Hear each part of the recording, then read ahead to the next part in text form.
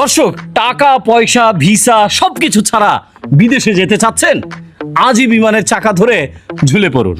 হ্যাঁ দর্শক, এই বিমানের চাকা দেখলেই আমার একটি কথা মনে পড়ে। ছোটবেলায় গল্প শুনেছিলাম, আদৌ এটা সত্য কিনা আমি জানি না, তবে কিছুদিন আগে একটি নিউজ দেখেছি, কোনো একটি দেশে কেউ বিমানের চাকা ধরে বিদেশ গিয়েছে। আমারও ছোটবেলায় একটা স্বপ্ন ছিল যে বিমানের চাকা ধরে বিদেশ যাব।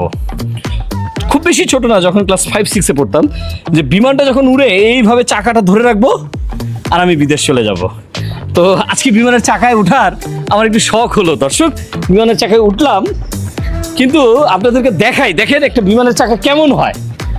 একটা ট্রাকের চাকার মতোই, খুব হেভি চাকাটা, তবে খুব টেকনিক্যাল ইস্যু আছে এখানে। তো আপনাদেরকে বলে রাখি, কেউ কিন্তু ভুলে বিমানের চাকায় চড়ে বিদেশ যাওয়ার ইচ্ছা পোষণ করেন না। সঠিকভাবে সঠিক এজেন্সির মাধ্যমে যাওয়ার চেষ্টা করবেন। ওই দালালের খপ্পরে পড়বেন না যে তোমাকে গেম দিব, টলারে যাবে, চাকা ধরে যাবে। আসলে জীবন চাকা নষ্ট হয়ে যাবে আপনার। এই চাকার জায়গায় চাকা ঠিকই থাকবে, চাকাটা আস্তে করে ভেতরে ঢুকে যায়। এই যে হাইড্রোলিক দেখতে পাচ্ছেন, এই যে এই হাইড্রোলিকের মাধ্যমে প্রেসার দিয়ে এটাকে আস্তে করে ভেতরে ঢুকিয়ে নেয়। তখন আপনিও ভেতরে ঢুকে যাবেন, আপনার জীবনের চাকা বন্ধ হয়ে যাবে।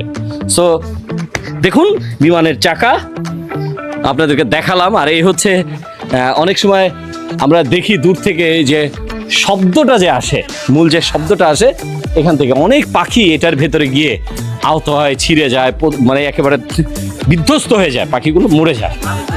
আর এটার ভেতরে এমনও আছে, আমরা আজ থেকে কিছুদিন আগে একটি ঘটনা শুনেছিলাম যে কোনো একটা বিমানের কর্মী, সে বিমানকে পরিপাটি কাজ করতোই কোন একটি, তিনি চলন্ত অবস্থায় বিমানের সামনে গিয়েছিল, সামনে যাওয়ার পর এটার ভেতরে সে চলে গেছে, ছিঁড়ে ভিড়ে গেছে, একদম একেবারে ছিন্ন বিচ্ছিন্ন হয়ে গেছে।